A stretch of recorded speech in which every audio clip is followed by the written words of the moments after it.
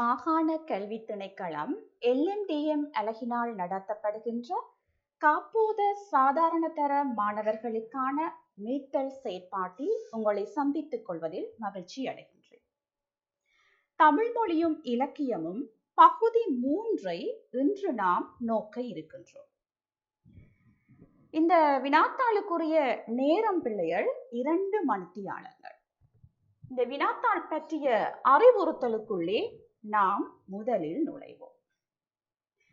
இந்த பகுதியிலே 5 வினாக்களுக்கு மாத்திரம் நீங்கள் அறிவுறுத்தல்களுக்கு ஏற்ப விடையளிக்க வேண்டும்.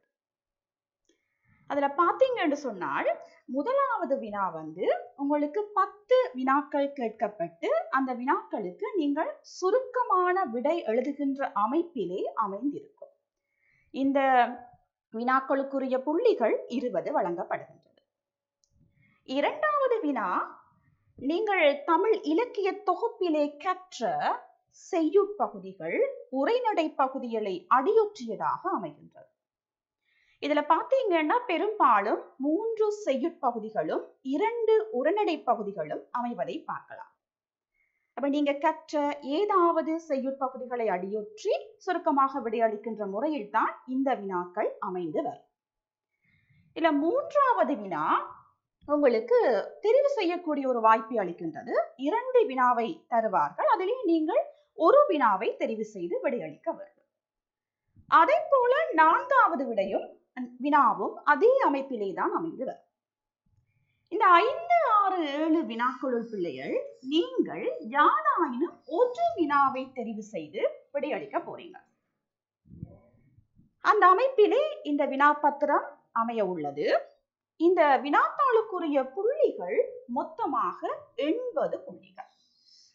தமிழ் இலக்கிய தொகுப்பில் நீங்கள் கற்றவற்றை ஆதாரமாக கொண்டு அடியொற்றியதாக இந்த வினாப்பத்திரம் அமைவதை காணலாம்.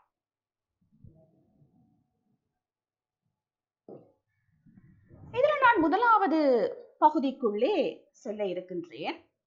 முதலாவது நாங்கள் தரப்பட்ட வினாவை வாசிப்போம். சுருக்கமான விடை தருக. முதலாவது வினா, தன் தாமரையின் உடன் பிறந்தும் தன் தேன் நுகரா மண்டுகம். இந்த பாடலடி உங்களுக்கு தரப்பட்டிருக்கிறது. இதை அடியொற்றியதாக உங்களுக்கு 2 வினாக்கள் கேட்கப்படுகின்றது. நாங்கள் முதலிலே வினாவையும் நோக்குவோம். இதுல முதலாவது உங்களுக்கு கேட்கப்பட்டிருக்கு பிள்ளைகள், மண்டுகம் என குறிப்பிடப்படுவது யாது? அதிலே ஆவண்ணா பகுதியிலே கேட்கப்பட்டிருக்கிறது பிள்ளைகள், இப்பாடல் அடிகள் இடம்பெறும் இலக்கியம் யாது? இவை கவனிக்கப்பட வேண்டிய விஷயங்களாக அமைகின்றன. சரி, இதனுடைய அர்த்தத்தை நாங்கள் முதல் பார்ப்போம். தன்னெண்டா பிள்ளைகள் குளிர்ச்சி, தன் தாமரையின், ஆகவே குளிர்ச்சி மிக்க அந்த தாமரையோட உடன் பிறந்தும் அந்த தடாகத்திலே கூடவே வாழ்றாராம் யாரெண்டா இந்த தவளை மண்டுகம். தன் தாமரையின் உடன் பிறந்தும் தண்டேன் நுகரா மண்டுகம். ஆனா அந்த குளிர்ச்சி மிக்க தாமரையோட கூடவே வாழ்கின்ற போதும் அந்த தாமரையில இருக்கின்ற தன் தேன், அந்த குளிர்ச்சி பொருந்திய தேனை தவளையானது உணவாக எடுப்பதில்லை. இதுதான் இந்த பாடலடியினுடைய அர்த்தம். அறிவுடையார் அறிவற்றவருடைய இயல்புகளை கூறுகின்ற போது இந்த பாடலடி உங்களுக்கு தரப்பட்டது. குளிர்ச்சி மிகுந்த தாமரையோட கூட வாழ்ந்தும் அந்த தாமரையில் இருக்கின்ற அந்த தேனை மண்டுகம் தவளையானது உணவாக எடுப்பதில்லை. இதை போலதான் அறிவுடையர்கள் அறிவு அற்றவர்களுடைய இயல்பு என்று சொல்ல வார. ஆகவே இங்கு கேட்கப்பட்ட கேள்வி முதலாவது பிள்ளைகள், மண்டுகம் என்பது இதனை குறிக்கின்றது. மண்டுகம் என்றால் தவளை.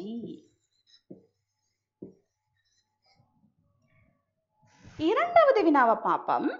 இப்பாடலடிகள் இடம்பெறும் இலக்கியம் யாது? நான் ஏற்கனவே உங்களுக்கு சொல்லிவிட்டேன். ஆகவே இந்த பாடலடி இடம்பெறுகின்ற இலக்கியமாக கருதத்தக்கது விவேக சிந்தாமணி. இது உங்களுடைய முதலாவது வினாவாக அமைகின்றது.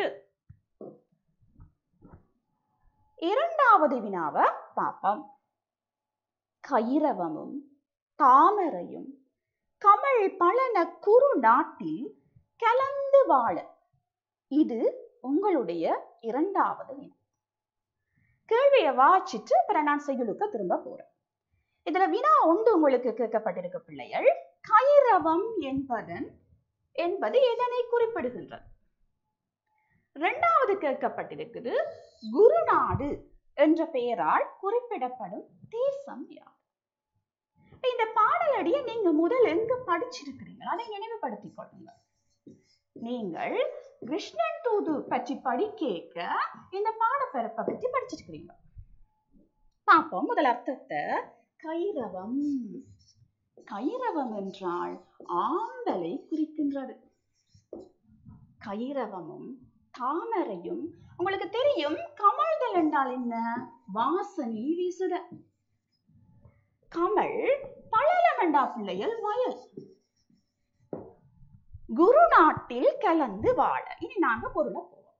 கைரவம் ஆம்பலும் தாமரையும் கமல், கமல்கள் என்றா வாசனை வீசுகின்றதும் பழனம் வயல்கள் சூழ்ந்ததும் ஆன குருநாடு, இந்த பாண்டவர் வம்சத்துக்குரிய நாடு அந்த அஸ்தினாபுரம். அந்த அஸ்தினாபுரத்திலே கலந்து வாழ நாங்க எல்லாருமே சேர்ந்து ஒற்றுமையாக வாழ்வதற்கு போய் கண்ணா தூது சொல்லிட்டு வா என்று சொல்லி தர்மம் சொல்லுவான். இந்த இடத்துல வந்ததுதான் இந்த பாடல். ஆகவே கேட்கப்பட்ட வினா முதலாவது, கைரவம் என்பது எதனை குறிப்பிடுகின்றது? இங்க இருக்கிற விடை. ஆகவே கைரவம் என்பது ஆம்பலை குறிக்கின்றது. இரண்டாவது வினா, குருநாடு என்ற பெயரால் குறிப்பிடப்படுகின்ற தேசம் என்ன? ஆகவே குருநாடு என்று சொல்லப்படுவது பாண்டவர்களுக்கே உரிய அந்த அஸ்தினாபுரி, அது அஸ்தினாபுரம் என்று சொல்லி குறிப்பிடலாம். ஆகவே அஸ்தினாபுரம் என்று சொல்லப்படுவது ஆவண்ணா பகுதி வினாவிற்குரிய விடையாக கருதத்தக்கது. மூன்றாவது வினாவுக்குள் நுழைகின்றேன். முதலாவது வினாவை வாசிப்போம். வென்றறி முரசின் வேந்தர் எம் குன்றும் கொண்டார் யாம் எந்தையும் இளமே. இதுல வினாப்பகுதி ஒன்று, வென்றறி முரசின் வேந்தர் யாவர்? எந்தை என்ற சொல்லால் குறிப்பிடப்பட்டவர் யார்? இது உங்களுக்கு தரப்பட்ட வினாக்கள். முதலாவது நாங்கள் பார்ப்போம் பிள்ளைகள், இந்த செயலடியை நீங்கள் எங்க அறிஞ்சிருக்கிறீங்க? நீங்கள் அற்றை திங்கள் என்று சொல்லப்படுகிற நாடகம் பற்றி படிச்சிருக்கிறீர்கள். அதுல வந்திருக்கின்ற இந்த புறநானூற்று பாடல், அதாவது இந்த புறநானூற்று பாடலை அடியொற்றியதாகத்தான் இந்த அற்றை திங்கள் என்ற நாடகம் அமைக்கப்பட்டது. அந்த பகுதியில நீங்க இதை படிச்சிருக்கிறீங்க. இல்ல, வென்றறி என்பது எதை குறிக்கிறதுன்னா பிள்ளைகள், வெற்றியை குறிக்கின்றது. அப்ப வெற்றி முரசை தமதாக கொண்டிருக்கின்ற வேந்தர். இந்த வேந்தர் யாரை குறிக்கிறதுன்னா பிள்ளைகள், மூவேந்தர். குன்று என்பது எதை குறிக்கிறது என்று சொன்னால், இங்கு பாறைக்குரிய குன்றாக கருதப்படுகின்ற அந்த பரம்பு மலை. ஆகவே வெற்றி முரசை தமதாக கொண்டிருக்கின்ற மூவேந்தர்கள் குன்றம் கொண்டார். எங்களுக்கே உருத்தாகிய அந்த வளம் கொண்ட தேசத்தை கைப்பற்றி விட்டார்கள். எங்களுக்கே உரித்தாகிய அந்த பரம்பு தேசத்தை அவர்கள் கைப்பற்றி விட்டார்கள். யாம், நாங்கள். இங்கு யாம் என்று யாரை சொல்லப்பட்டது என்று சொன்னால், பாரி மகளிர். உங்களுக்கு தெரியும், பாரி மகளிர் அங்கவை சங்கவை என்ற பெயரை கொண்டவர்கள். பாரியினுடைய இறப்பினால் தமது துயரை தாங்க முடியாத நிலையிலே தங்களுடைய உள்ள கிடக்கையை வெளிப்படுத்துகின்ற வகையில இந்த பாடல் இடம்பெற்றது. எந்தையும் இளமை என்று சொன்னால் எங்களுடைய தந்தையை இழந்து விட்டோம். ஆகவே இதுதான் இந்த செயலுடைய பொருள். திருப்ப பாப்பம். வென்றரை முரசி, வெற்றி முரசை தமதாக கொண்டிருக்கின்ற வேந்தர், சேர, சோழ, பாண்டியர் என்று சொல்லப்படுகின்ற மூவேந்தர்கள் குன்றம் கொண்டார். எங்களுக்கே உரித்தாகிய பரம்பு மலையை கைப்பற்றி விட்டார்கள். யாம் நாங்கள் எந்தையும் இளமே எங்களுடைய தந்தையை இழந்து விட்டோம். இதுதான் பிள்ளைகள் இந்த செய்யுளினுடைய பொருள். ஆகவே வினா இந்த செய்யுளை அடியற்றியதாகத்தான் அமைகின்றது. வென்று எறி முரசின் வேந்தர் யாவர். யார் அந்த வேந்தர்? மூவேந்தர். ஆகவே நீங்கள் அவர்கள் யார் என்பதை இங்கு குறிப்பிட வேண்டும். சேரர், சோழர், பாண்டியர். தமிழ் இலக்கிய வரலாற்றிலேயே பிள்ளைகள் 3 முப்பெரும் பேரரசுகள் சதி செய்து வீழ்த்திய ஒரு மன்னனாக நாங்கள் பாரி மன்னனை நோக்கலாம். அந்த அளவு பலம் கொண்ட மன்னன் பாரி மன்னன். எந்தை என்ற சொல்லால் குறிப்பிடப்பட்டவர் யார்? எந்தை என்பது எங்களுடைய தந்தை. ஆகவே எங்களுடைய தந்தை யார் என்று சொன்னால் பாரி மன்னன். வினாக்களை நன்கு வாசித்து பொருத்தப்பாடுடைய வகையிலே விடைகளை அமைக்க வேண்டியது உங்களுக்குரிய ஒரு அறிவுறுத்தல். ஆகவே 3வது பகுதியை நாங்கள் பார்த்திருக்கின்றோம். இனி 4வது வினாவுக்குள் நுழைகின்றேன். பாப்பம். முதல் வினாவ. பெரிதினிது பேதையார் கேண்மை பிரிவின் கண் பீழை தருவது ஒன்று. இதை அடியற்றீதாக வினாவையும் முதல் நாங்கள் நோக்குவோம். இங்கு பீழை என்பது எதனை குறிப்பிடுகின்றது? 2வது கேள்வி. பேதையர் நட்பு சிறந்ததென கூறப்பட்டமைக்கான காரணம் யார்? ஆகவே இனி நான் முதல் அந்த குறளுக்குள்ள போறேன். இது நீங்க எங்க படிச்சிருக்கிறீங்களா பிள்ளைகள்? பேதமை என்று சொல்லப்படுகின்ற அதிகாரம் படிச்சிருக்கீங்க.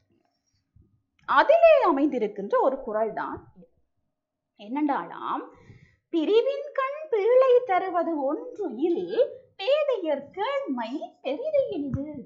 நாங்க இதை நோக்கலாம். எப்படி என்றால் அதன் அர்த்தத்துக்குள்ள போறேன்.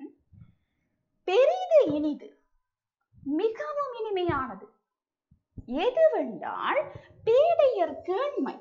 பேதையர் என்றா யாரு? அறிவிலிகள். அறிவிலிகளோடு கொள்ளுகின்ற நட்பு. கேண்மை என்றா பிள்ளைகள் நட்பு. அறிவில்லாதவர்களோடு கொள்ளுகின்ற நட்பு மிகவும் இனிமையானது. ஏன்? காரணத்தை முன்வைக்கிறார் வள்ளுவர். பிரிவின் கண் பீழை தருவது ஒன்று. ஏனென்றால் அறிவில்லாதவர்களோடு கொள்ளுகின்ற நட்பானது அவர்களை விட்டு பிரிகின்ற நிலை ஏற்படுகின்ற போது எந்த விதமான துன்பத்தையும் எங்களுக்கு தரப்போவதில்லை, இழப்புகளை எங்களுக்கு தரப்போவது இல்லை. ஆகவே பேதையரோடு நட்பு கொள்வது மிகவும் இனிமையானது. அழகாக சொல்லி இருக்கிறார்கள். இதிலே உங்களுக்கு வினாவப்பட்ட 1வது வினா, பீழை என்பது எதனை குறிப்பிடுகின்றது? ஆகவே பீழை நான் ஏற்கனவே குறிப்பிட்டு விட்டேன். பீழை என்றால் துன்பத்தை குறிப்பிடுகின்றது. 2வது கேள்வியை பாப்பம். பேதையர் நட்பு சிறந்ததென கூறப்பட்டமைக்கான காரணம் யாது? ஏன் வள்ளுவர் சொன்னார் பேதையரோட நட்பு கொள்ளுங்கள், அது நல்லது என்று சொல்லி? என்ன காரணம் என்று சொன்னால், பிரிவின் கண் பீழை தருவது இல்லை. ஆகவே நீங்க இங்க விடையளிக்க வேண்டும். பேதையருடைய நட்பானது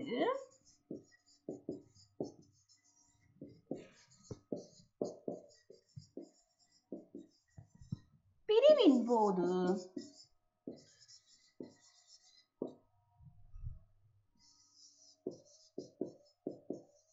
துன்பத்தை தருவதில்லை.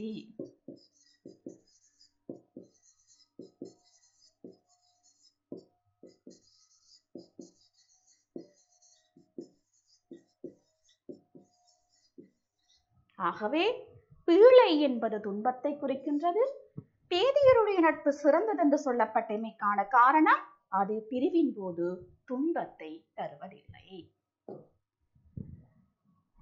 ஐந்தாவது வினா.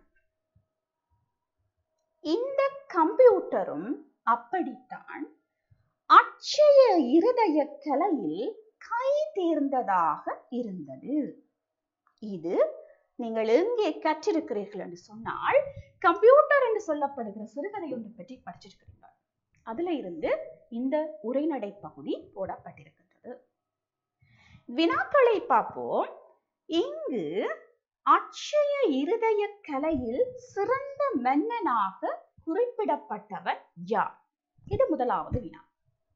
இரண்டாவது வினா, அட்சய இருதய கலை என்றால் என்ன? சரி, முதல் நாங்கள் இந்த உரைநடை பகுதி ஒருக்கா நோக்குவோம். இந்த கம்ப்யூட்டரும் அப்படித்தான் அட்சய இருதய கலையில் கைதேர்ந்ததாக இருந்தது.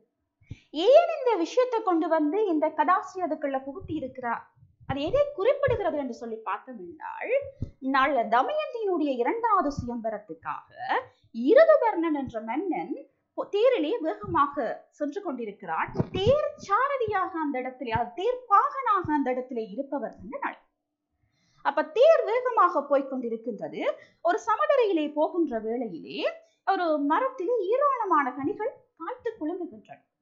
அந்த மன்னன் அப்படியே மரத்தை பார்த்துட்டு சொன்னானாம், 2 கோடி கனிகள் இங்கே இருக்கின்றன, 10 கோடி கனிகள் இங்கே இருக்கின்றன என்று சொல்லி அந்த எண்ணிக்கையை குறிப்பிட்டார்.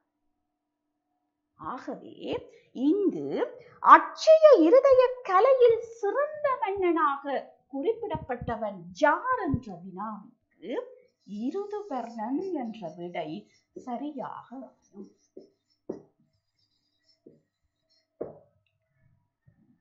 ஆவண்ணா கேள்வி, அட்சய இருதய கலை என்றால் என்ன? அதாவது பிள்ளைகள், ஒரே பார்வையில அதில் உள்ள எண்ணிக்கை எவ்வளவு என்று சொல்லி குறிப்பிடுவதுதான் அட்சய இருதய கலை. ஒரே பார்வையில் எண்ணிக்கையை குறிப்பிடுதல்.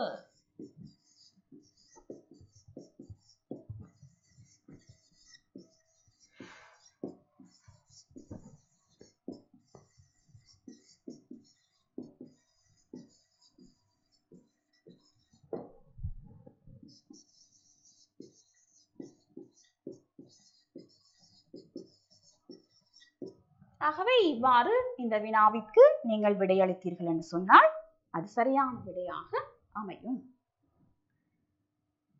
அடுத்த வினா, பதி இழந்தனம், பாலனை இழந்தனம், படைத்த நிதி இழந்தனம், இனி நமக்கு உளது என நினைக்கும் என்று இந்த பாடலடி சொல்லு.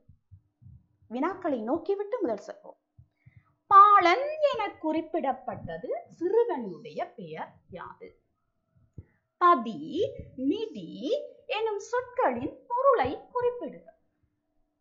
அப்போ இதை நீங்க பாத்தீங்கன்னு சொன்னால், லட்சியமும் சமநோக்கும் என்ற பாடப்பரப்பிலே ஆதாரம் காட்டப்பட்ட அரிச்சந்திர புராணத்தினுடைய பாடலடி.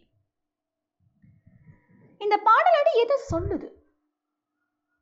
பதி இழந்தனம், அரிச்சந்திரன் சொல்றான், நான் என்னுடைய தேசத்தை இழந்து விட்டேன். பாலன், என்னுடைய ஒரே மகனை இழந்து விட்டேன். யார் அந்த மகன்? லோகிதாசன். படைத்த நிதி இழந்தனம், நான் என்னுடைய செல்வங்கள் அனைத்தையும் இழந்து விட்டேன். இனி நமக்கு உளது என நினைக்கும், இனிமேல் எனக்கு என்ன இருக்கு? எதை இழக்க கூடாதோ அதை அனைத்தையும் இழந்து விட்டேன். இனி என்ன எனக்கு இழக்க இருக்குது என்று மனம் உருகி சொல்லுகின்றான். இதை அடியொற்றியதாக உங்களுடைய வினா அமைக்கின்றது. பாலன் என குறிப்பிடப்பட்ட சிறுவனின் பெயர் யாது? யார் இந்த பாலன்? லோகிதாசன், ஹரிச்சந்திரனுடைய மகன். இரண்டாவது, பதி, நிதி என்னும் சொற்களின் பொருளை குறிப்பிடுக. பதி என்பது இங்கே எதை சுட்டுகிறண்டா பிள்ளைகள்? நாடு, வாழுகின்ற இடம், தேசம், இது போன்ற அர்த்தங்களை குறிப்பிடும். இந்த இடத்திலே பதி என்பது நாட்டை குறிப்பிட்டது. அடுத்தது நிதி. நிதி என்பது என்பது எதை குறிப்பிட்டிருக்கு சொன்னால் செல்வம். ஆகவே பதி என்பது நாட்டையும் நிதி என்பது செல்வத்தையும் இந்த இடத்திலே சுட்டி இருக்கின்றது. ஆகவே 6வது வினாவிற்கு நீங்கள் இவ்வாறு விடையளித்தல் வேண்டும்.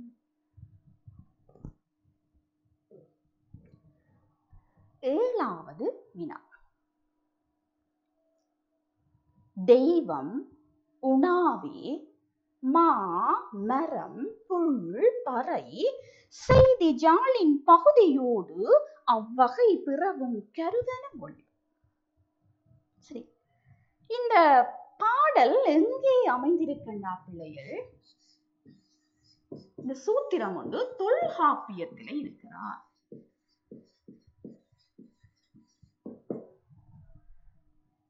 தமிழர் பண்பாடு என்ற கட்டுரை பகுதியிலே நீங்கள் இந்த சூத்திரத்தை கண்டிருப்பீர்கள். தொல்காப்பியத்திலையும் எதிலே இருக்குதுன்னா பிள்ளைகள் அகத்திணையிலே இருக்கிறார். அகத்திணையிலையும் எங்கே இருக்கின்றால் 20வது சூத்திரத்திலே இவர் இருக்கிறார். அப்ப பாப்போம், முதலாவது இந்த சூத்திரத்தினுடைய அர்த்தம் என்னவாக இருக்கும். இதுல பண்பாட்டு துறைகள் பற்றி கூறுகின்ற போது இந்த சூத்திரம் அமைந்திருக்கிறார். தெய்வம் கடவுள். உணாவை என்பது எதை குறிக்குது என்று சொன்னால் உணவுங்கள். இதுல நாங்க பிரிப்பம் மாமரம் என்று எடுத்தா அது தவறு பிள்ளைகள். மாமரம், மா என்றா விலங்கு, மரங்கள். இத புட்பறையை நாங்கள் எப்படி பிரிக்கலாம் என்றா புல்சக பறை. ஆகவே புல்லண்டா என்னண்டா பிள்ளைகள் பறவை.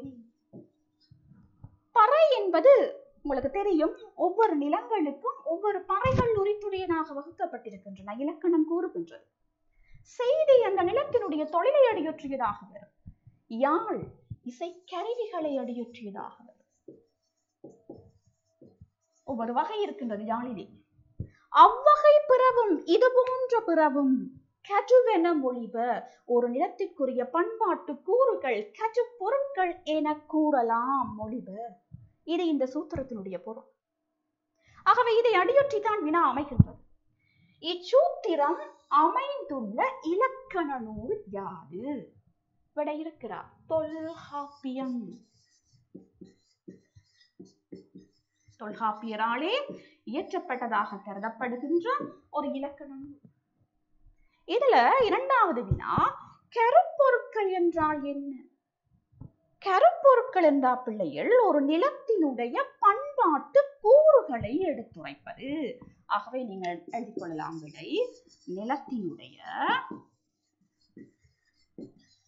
பண்பாட்டு கூறுகளை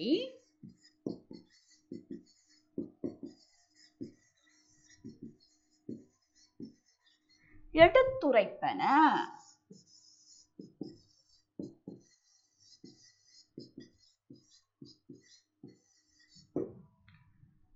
ஆகவே 7வது வினாவிற்கு நீங்கள் இந்த ஒழுங்குமுறையிலே விடையளித்தால் சரியாக அமையும். 8வது வினா.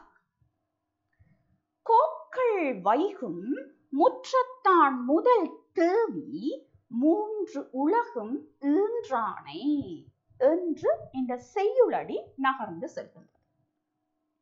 இதுல தரப்பட்ட வினாக்கள், முதலாவது வினா, கோக்கள் வைகும் முற்றத்தான் முதல் தேவி யார்?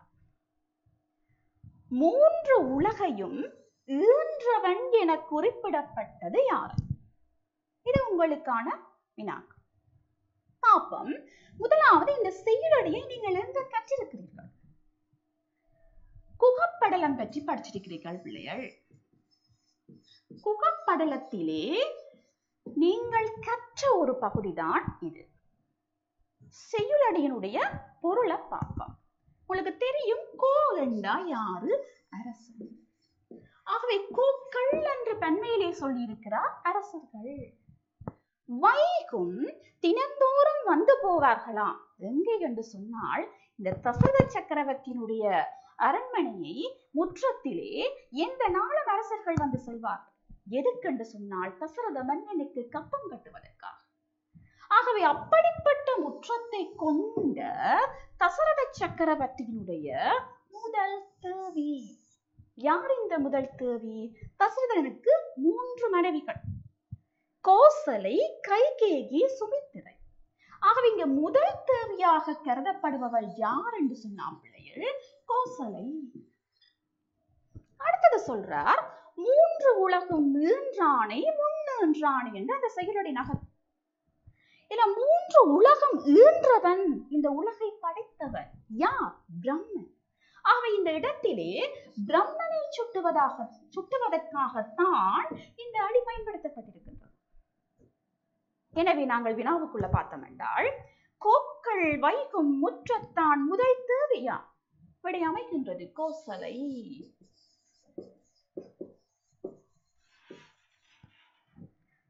மூன்று உலகையும் ஈன்றவன் என குறிப்பிடப்பட்டது யாரு? 3 உலகையும் ஈன்றவன் யாரு? பிரம்மன். ஆகவே 8வது வினாவிற்கு நீங்கள் இவ்வாறு விடையளிப்பது சரியாக அமையும். 9வது வினா, இந்த பயில் இஞ்ச எப்படி வந்தது? இது ஒரு சிறுகதையில இருந்து உங்களுக்கு தரப்பட்ட ஒரு கூற்று. வினாக்கள் எவ்வாறாக அமைகின்றது என்று நோக்கினால், முதலாவது வினா, இக்கூற்றுக்கு உரியவர் யார்? 2வது வினா, ஃபைல் என்ற ஆங்கில சொல்லின் தமிழ் பதத்தை குறிப்பிடுக. சரி பாப்போம். இந்த கூற்றை நீங்க எங்க படிச்சிருக்கிறீங்க, கண்டிருக்கிறீர்கள் என்று சொல்லி சொன்னால், கம்ப்யூட்டர் சிறுகதையில நீங்க பார்த்திருப்பீங்கள். இதுல கதாசிரியருடைய கூற்றாகத்தான் இந்த கூற்று அமைந்திருக்கும். அந்த தொலை என்கிற சிறுகதை எழுதியிருப்பார், அது காணையில பிறகு திடீரென்று பார்க்க அவருக்கு அது கிடைக்குது. அப்ப இந்த ஃபைல் இன்ஜி எப்படி வந்தது அது கேட்பார். ஆகவே இந்த கூற்றுக்கு உரியவர் யார் என்று சொன்னால் கதாசிரியர் என்று சொல்லி குறிப்பிடலாம். ஃபைல் என்ற ஆங்கில சொல்லின் தமிழ் பதம் ஃபைல், கோப்பு என்று சொல்லுவார். இந்த சிறுகதைகள், அவற்றிலே அமைந்திருக்கின்ற ஆங்கில சொற்கள், கலை சொற்கள், இவற்றுக்கான அர்த்தங்கள் உங்களுக்கு வினா பகுதிகளுக்குள்ளே வருவது வழமையான ஒன்று. ஆகவே அவற்றை நீங்கள் கொஞ்சம் உன்னிப்பாக பார்த்துக் கொள்ளுங்கள். ஆகவே ஃபைல் என்ற ஆங்கில சொல்லின் தமிழ் பதம் கோப்பு என்பது சரியான விடையாக. சுருக்கமான விடை தருகின்ற பகுதி முதலாவது பகுதியினுடைய இறுதி வினா. 10வது வினா, வழங்கு கொடை மகராசர், குறும் தலவின் ஈசர், வளம் பெருகும் திரிகூடமலை. இது உங்களுக்கு தரப்பட்ட செய்யுட்பகுதி. இதுல வந்திருக்கின்ற வினாக்கள், திரு குற்றால குறவஞ்சியின் பாட்டுடை தலைவி யார்? 2வது, இங்கு குற்றாலநாதர் எவ்வாறு சிறப்பிக்கப்பட்டுள்ளார்? பாப்ப பிள்ளைகள், முதலாவது இந்த செய்யுள் பகுதியை நீங்க எங்க கற்றிருக்கிறீங்க? குற்றால குறவஞ்சி பற்றி படிச்சிருக்கிறீர்கள் பிள்ளைகள். திருக்குற்றால குறவஞ்சி.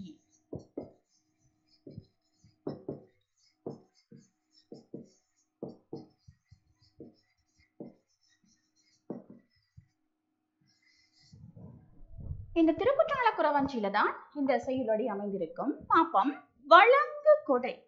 இந்த குற்றாலநாதர் எப்படிப்பட்டவர் என்று சொன்னார்? வேண்டுவார் வேண்டும் வரங்களை வாரி வழங்குகின்ற கொடைஞர்.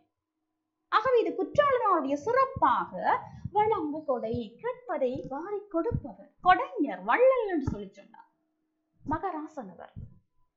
அவர் எங்கே உரைகின்றார் என்று சொன்னால் குறுந்தல, அந்த குற்றாலமலையினுடைய அடியில இருக்கிற ஒரு குறுகிய பலாமரத்தின் கீழே தான் அவர் உரைகிறார்.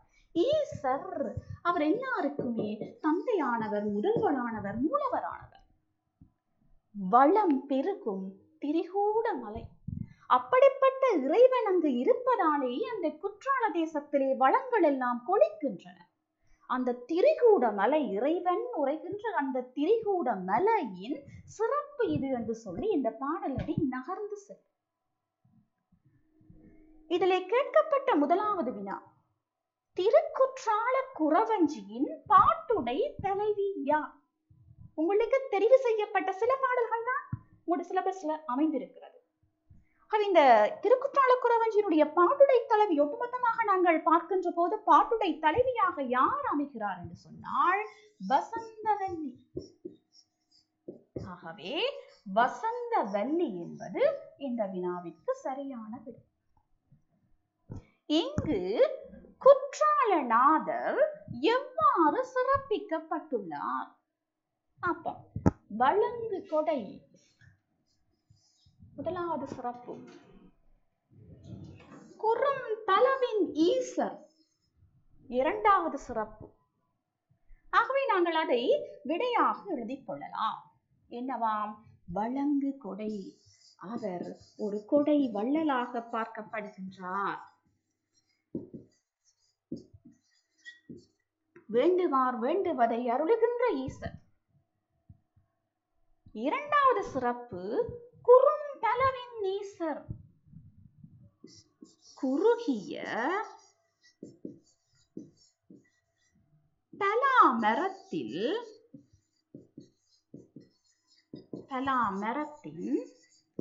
கீழ் உறைபவர்.